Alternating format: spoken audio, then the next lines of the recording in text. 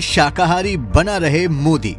मोदी ने पश्चिमी देशों के राष्ट्राध्यक्षों को कैसे बनाया शाकाहार प्रेमी। कैसे मोदी की प्रेरणा से नॉन वेजिटेरियन फूड से ज्यादा टेस्टी बनाए जा रहे हैं वेजिटेरियन फूड।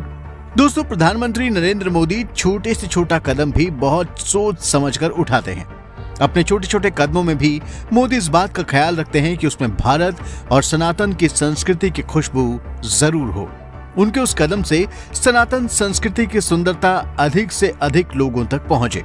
पीएम मोदी जब से प्रधानमंत्री बने हैं तब से कोई भी विदेशी नेता भारत आता है या वो खुद विदेश जाते हैं या कोई और इंटरनेशनल प्रोग्राम होता है तो उनकी कोशिश रहती है कि सनातन की सुगंध हर तरफ फैले और उस सनातन की सुंदरता को दुनिया का हर शख्स और जीव महसूस कर सके।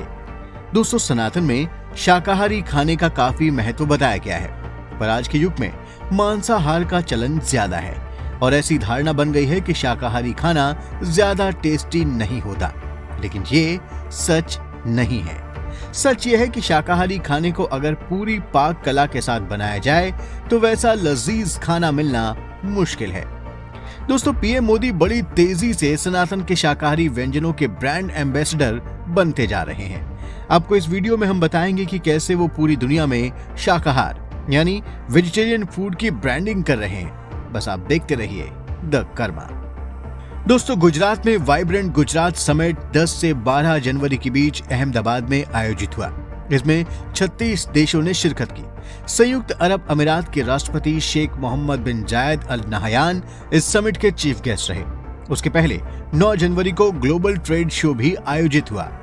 9 जनवरी को ही अहमदाबाद में पीएम मोदी और यूएई के राष्ट्रपति शेख मोहम्मद बिन जायद अल नहयान का 7 किलोमीटर लंबा रोड शो भी हुआ। रोड शो के बाद अहमदाबाद में पीएम मोदी और शेख मोहम्मद बिन जायद अल नहयान जब रात्रि भोज पर बैठे तब इस डिनर पार्टी के जरिए वेजिटेरियन फूड की ब्रांडिंग की गई। डिनर पार्टी पूरी तरह से शुद्ध शाकाहारी थी। इसमें ऐसे ऐसे शाकाहारी व्यंजन थे जिनका नाम सुनकर ही आपके मुंह में पानी आ जाएगा। यूएई के शेख के लिए खास तौर पर पनीर लौंग लत्ता, अवधी दाल, सब्ज दम बिरयानी, केसर शबनम रसमलाई बनाई गई थी।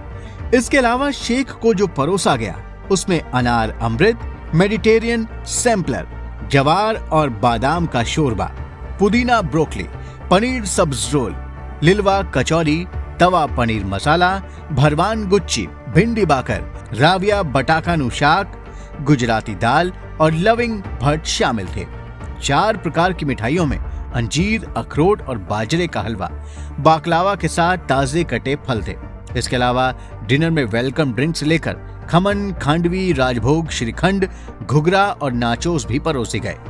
दोस्तों, 10 जनवरी को पीएम मोदी ने ग्रैंड अंदाज में गुजरात वाइब्रेंट समिट का उद्घाटन किया। इस समिट के दौरान भी सिर्फ शुद्ध शाकाहारी खाने की ही व्यवस्था की गई। अगर लंच और डिनर के मेन्यू कार्ड को देखें तो इसमें एक से बढ़कर एक वेजिटेरियन डिश शामिल है।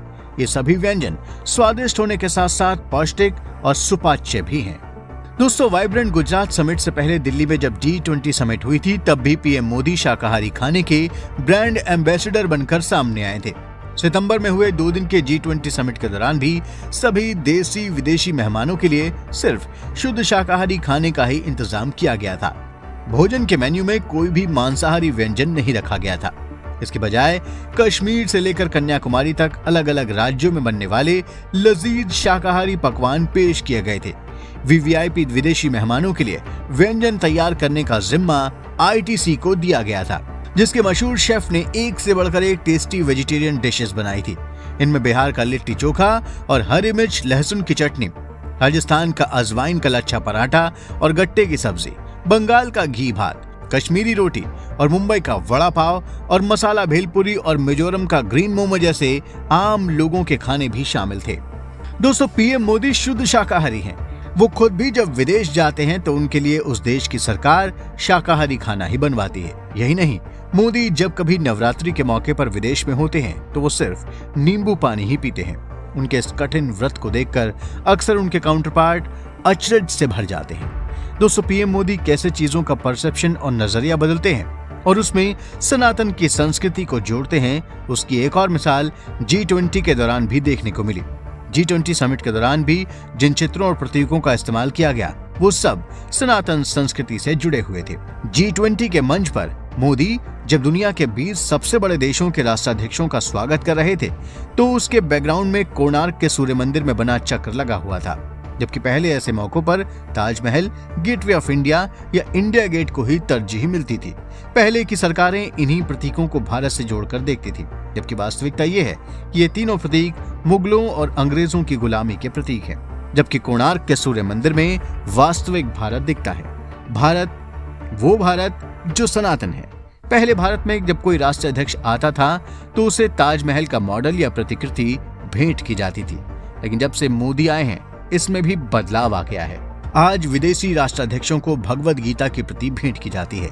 आज पूरी दुनिया योग दिवस पर योग करती नजर आती है, तो इसका श्रेय भी पीएम मोदी को ही है। ये पीएम मोदी ही हैं जिनके प्रयासों से अरब देशों में विशाल हिंदू मंदिर बनने का रास्ता साफ हुआ। अरब के शेख खुद मंदिर बनाने के लिए आगे आए हैं और उसके लिए जमीन की व्यवस्था की है। आज भी मोदी ही हैं जो अरब के शेखों को शाकाहारी भोजन खिलाकर उनका स्वागत कर रहे हैं। साफ है कि पीएम मोदी सनातन को प्रमोट करने का कोई मौका नहीं छोड़ते। दोस्तों, सनातन संस्कृति मानती है कि मनुष्य मांसाहार से शाकाहार की तरफ तब बढ़ता है जब उसकी चेतना का स्तर ऊंचा उठता है। सनातन का यह भी मानना है कि पृथ्वी पर ऐसी कोई जगह नहीं है जहां मनुष्य के जीवन निर्वाह के लिए पर्याप्त मात्रा में अन्न, कंदमूल, फल, वनस्पति, साग सब्जी और जानवरों से मिलने वाला दूध ना हो। जैसे जैसे विश्व के लोग सनातन की तरफ बढ़ेंगे वो खुद ब खुद शाकाहारी बनते जाएंगे। दोस्तों, शाकाहारी खाने का ब्रांड एम्बेसडर बनते जा रहे पीएम मोदी पर हमारा ये वीडियो आपको जरूर पसंद आया होगा। अब आप इसे लाइक और शेयर करें और हमारे चैनल को भी सब्सक्राइब करें और हाँ, नोटिफिकेशन के लिए बेल आइकन दबाना बिल्कुल ना भूलें। धन्यवाद।